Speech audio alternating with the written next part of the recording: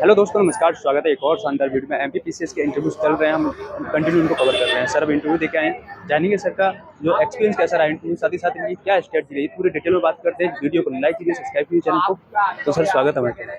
तो सर थोड़ा अपने बारे में बता दीजिए, आप कहाँ से हैं और मेरा ये नाम मयंक तिवारी है और मैं उमरिया जिले से आपका एजुकेशन बैकग्राउंड थोड़ा जानना मैंने चाहेंगे। मैकेनिकल इंजीनियरिंग में अपना ग्रेजुएशन कंप्लीट किया है। अच्छा, जो आज इंटरव्यू हुआ था तो आज का ऑल ओवर एक्सपीरियंस कैसा रहा, बोर्ड मेंबर कैसे है उनका? शर्मा सर का बोर्ड था मेरा बी। हम्म, इंटरव्यू एक्सपीरियंस अच्छा रहा। बोर्ड बहुत ऐसे अच्छा फील कराने की कोशिश करता है और करंट इशू और टेक्निकल से क्वेश्चन थे ज़्यादा। ओके। अगर पहले क्वेश्चन की बात करूँ तो कहाँ से स्टार्ट किया था पहले? पहला क्वेश्चन उन्होंने रोल नंबर पूछा, हम्म, फिर उन्होंने पूछा कि आप मैकेनिकल इंजीनियरिंग किए हैं तो मैकेनिकल इंजीनियरिंग क्यों छोड़े और यहाँ क्यों आना चाह रहे हैं, तो उसका उत्तर दिया। तो उसके बाद उन्होंने हॉबी पे क्वेश्चन पूछना शुरू किया कि आपकी हॉबी क्या है। हम्म, तो हॉबी मैंने बताया कि हिस्टोरिकल और सोशल इश्यूज पर बेस्ड मूवीज़ देखना। हम्म, तो उससे फिर वो उन्हीं जिन फिल्मों के मैंने नाम लिए हम्म, उसके अंदर से फिर क्रॉस उन्होंने क्वेश्चन टीचर करने को लगे। क्रॉस क्वेश्चन करने लगे। तो IC 814 और एक स्पाई करके मूवी है मोसाद के ऊपर, तो उससे उन्होंने क्वेश्चन पूछे 4-5, फिर अगले बोर्ड मेंबर के पास भेजा। ओके। अभी करंट मुद्दे इश्यूज चल रहे हैं, बहुत ज़्यादा चल रहे हैं, तो उनसे कोई रिलेटेड कोई क्वेश्चन पूछा? उससे उन्होंने मेनली एक बांग्लादेश क्राइसिस जो है वो उसके ऊपर पूछा कि अगर आप इंडिया के PM होते तो आप क्या स्टेप लेते। और फिर दूसरे मेंबर ने बुलडोजर एक्शन के ऊपर क्वेश्चन पूछा और सिटीजनशिप अमेंडमेंट एक्ट जो है उसके ऊपर क्वेश्चन पूछा।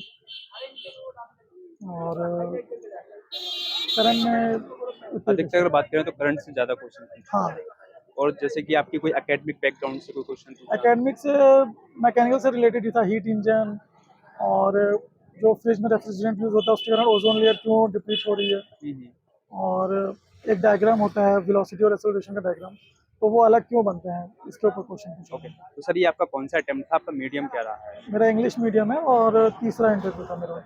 तो ये सर का तीसरा अटेम्प्ट है और तीसरा ही मेंस और तीसरा इंटरव्यू है। तो काफ़ी शानदार वीडियो होने वाली है, आप वीडियो को लास्ट में जरूर देखिए क्योंकि आज सर की स्ट्रेटजी देखेंगे, क्योंकि 3 अटेम्प्ट और 3 इंटरव्यू तक पहुंचना फाइनलिस्ट हो बहुत बड़ी बात है। तो सर अगर मैं बात करूँ आपको प्रीलिम्स को लेकर, तो आपकी प्रीलिम्स की क्या स्ट्रेटजी रही? प्रीलिम्स को मैं मेंस के साथ लेकर ही पढ़ा हूँ, हम्म, तो इससे थोड़ा इन डेप्थ नॉलेज मिल जाती है सब्जेक्ट की। हम्म, और बाद में रिवीजन करने के टाइम भी जब आप प्री के लिए मतलब थोड़ा फैक्ट्स के हिसाब से पढ़ते हैं तो हम्म, आपको वो पॉइंट्स याद हो जाते हैं कि भैया ये प्री के लिए अच्छा इंपॉर्टेंट हो सकता है ये टॉपिक। ओके। तो मैंने मेंस मेंस को हाँ को सोच के ही तैयारी। प्रीलिम्स के ऊपर गए होंगे, ये प्रीलिम्स आ रहा है, अब उसको पढ़ना शुरू किया, तो क्या ऐसे पॉइंट थे जो प्रीलिम्स को टारगेट किए थे? प्रीलिम्स के सबसे पहले जो ज़्यादा वेटेज वाले सब्जेक्ट है, जैसे मैं MP GK हो गया पूरा, हम्म, इस पे स्पेशल फोकस रखें। पॉलिटी से और ज्योग्राफी से क्वेश्चन आते ही आते हैं, तो जो ज़्यादा स्कोरिंग वाले सब्जेक्ट हैं उसके ऊपर फोकस करें। और फिर इसके बाद जो ऐसे टॉपिक हैं जो प्री और मेंस दोनों में आ रहे हैं, तो आप इनके ऊपर भी फोकस कर सकते हैं अगर आपके पास थोड़ा बहुत टाइम है, क्योंकि कभी कभी इन डेप्थ क्वेश्चन पूछ लेती है PPSC। आजकल ज़्यादातर इन डेप्थ क्वेश्चन ही पूछते हैं, तो वो इन डेप्थ नॉलेज आपको हेल्प करती है एलिमिनेट करने में या थोड़ा बहुत गेस करना है आपको। ओके। जैसे आपने अभी बताया मेंस के साथ साथ प्रीलिम्स की तैयारी की, तो कैसे मैनेज किया, दोनों को कैसे पहचाना कि ये मेरे प्रीलिम्स के लिए काफ़ी बेनिफिट होने वाला है? क्या साथ में साथ नोट्स बनाए या फिर फिलहाल से कोई और रिसोर्सेज रहा आपका? जब पहली बार मैंने प्रिपरेशन करना शुरू किया था तो मेरे पास प्रॉपर 1 साल का टाइम था, हम्म, तो मैंने आराम से पूरा पढ़ा। पहले एक बार रीडिंग मारी बुक की, फिर दूसरी रीडिंग में मैंने उसके शॉर्ट नोट्स बनाना शुरू किए और फिर उसी नोट्स में जहाँ मुझे लगता था कि ये नया फैक्ट है या इंपॉर्टेंट फैक्ट है तो उसी नोट्स में मैं अपडेट कर लेता था। ओके। प्रीलिम्स के लिए कोई जैसे प्रीलिम्स नज़दीक आया, कोई के स्पेशल ये पढ़ लो, ये करंट पढ़ लो, ऐसा कोई आपके साथ? मैंने MP GK को ही ज़्यादा फोकस किया। पॉलिटी तो पढ़ी हुई है तो उसमें ज़्यादा मेहनत करने की ज़रूरत पड़ती नहीं है। ज्योग्राफी आप MP की तो आती है, बाकी इंडिया की भी क्वेश्चन आते हैं रिवर से, प्लेटू से, माउंटेन से, तो आप इसको स्ट्रॉन्ग कर लें अपना। और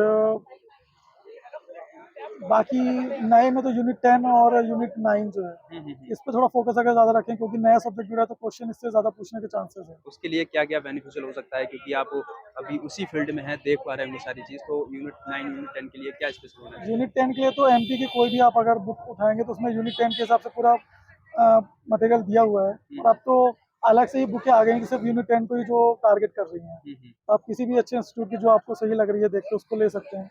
और यूनिट 9 के लिए भी इंस्टीट्यूट की बुक है, प्लस आप ऑनलाइन मटेरियल को अपने अपडेट करते रहिए। कोई नया वायरस आया है या कोई साइबर अटैक हुआ है नया, कोई नया एक्ट आया है कंप्यूटर से रिलेटेड, IT एक्ट से रिलेटेड, तो इनको अपने साथ अपडेट करते चलिए। ओके सर, थोड़ा और मेंस में हम डिटेल जाते हैं। अगर यूनिट वाइज बात की जाए तो आपके क्या-क्या रिसोर्सेज है? क्या आपने खुद के नोट्स बनाए थे या फिर मार्केट से कोई बुक्स मैंने वगैरह कोई और स्टेट? मोस्टली अपने नोट्स बनाए थे और कुछ सब्जेक्ट के लिए मैंने इंस्टीट्यूट की ली थी।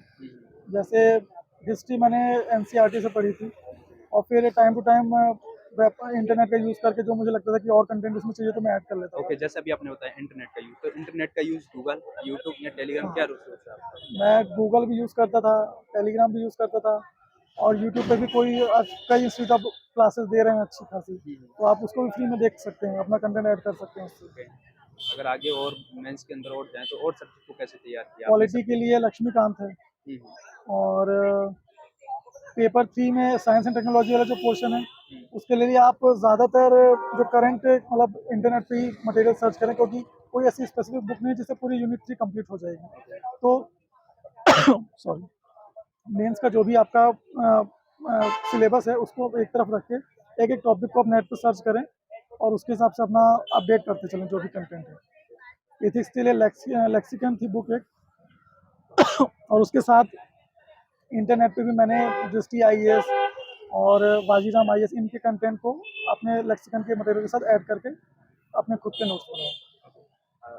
और अगर और सब्जेक्ट भी और काफ़ी बचे हुए हैं उनको कैसे? हिंदी के लिए लूसेंट है, हुँ, निबंध के लिए आप कोई भी पढ़ सकते हैं या तो रोज़ जो एडिटोरियल आते हैं हिंदी में पेपर्स में, उनको आप पढ़ते चलें तो आपकी एक सोच समझ डेवलप हो जाएगी खुद ही कि कैसे बनाना है। और सोशियोलॉजी के लिए मैंने महात्मा गांधी इंस्टीट्यूट का लिया था नोट्स और कुछ अपने से भी अपडेट किया था उसमें और अभी जो नया जुड़ा है एंटरप्रेन्योरशिप वाला जो टॉपिक जुड़ा है, उसके लिए भी मैंने मतलब अभी क्योंकि टाइम कम था तो नोट्स ही मैंने मार्केट से खरीदे और उसके थ्रू मैंने पढ़ के ओके, तो आपने पहले कोई कोचिंग जॉइन की थी या फिर नहीं, सेल्फ मैंने ही पूरा सेल्फ स्टडी पूरा सेल्फ स्टडी से किया?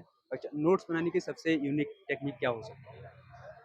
पहली बार पढ़ के आप तुरंत नोट्स मत बनाएं क्योंकि पहली बार लगा कि ये भी इम्पोर्टेंट है, ये भी इम्पोर्टेंट है, सब कुछ इम्पोर्टेंट है, तो आपका राइट, नोट्स फिर से बुक जैसे ही बन क्योंकि जाएगा। मुझे लगता है कि 80% एस्पिरेंट यहीं पे कन्फ्यूज़ होते हैं क्योंकि पहले दिन से स्टार्ट किया और नोट्स बनाया। पहले तो आप क्या सजेशन है? जो भी बुक पढ़ रहे हैं आप उसकी एक रीडिंग कर लीजिए हुँ, और फिर जब आप दूसरी रीडिंग करेंगे तो आपको खुद समझ में आएगा कि ये चीज़ तो मेरे को याद है, ये चीज़ तो मुझे याद है। जो चीज़ मुझे याद नहीं है उसको आप लिखिए और जो चीज़ याद है उसको सिर्फ शॉर्ट में आप डायग्राम के थ्रू थ्रू या छोटे-छोटे वर्ड्स के थ्रू बस उसको लिख दीजिए कि हम जिससे आपको आइडिया लग जाए कि मैंने ये पढ़ा है, इसका ये कंटेंट है। अगर एक हम आंसर लिखने के लिए क्या अच्छा यूनिकनेस होनी चाहिए, उसके अंदर क्या-क्या डाटा हाइलाइट उसमें करना चाहिए? कोई अगर रिसेंट सर्वे आया है, कोई रिपोर्ट आई है तो उसको आप कोट कर सकते हैं। कोई फेमस पर्सनैलिटी उसने कुछ कहा है उससे रिलेटेड तो आप उसको कोट कर सकते हैं। या जैसे निबंध-विबंध है तो आप मुहावरा या कोई फेमस पर्सनैलिटी ने कुछ कहा है उससे रिलेटेड तो आप उसको पहले कोट करें फिर उसके बाद आंसर शुरू करें, ऐसा कर ओके, सकते हैं। लास्ट में जो एस्पिरेंट आपको देख रहे हैं, उनके लिए क्या-क्या मैसेज रहने वाला है आपका आज के?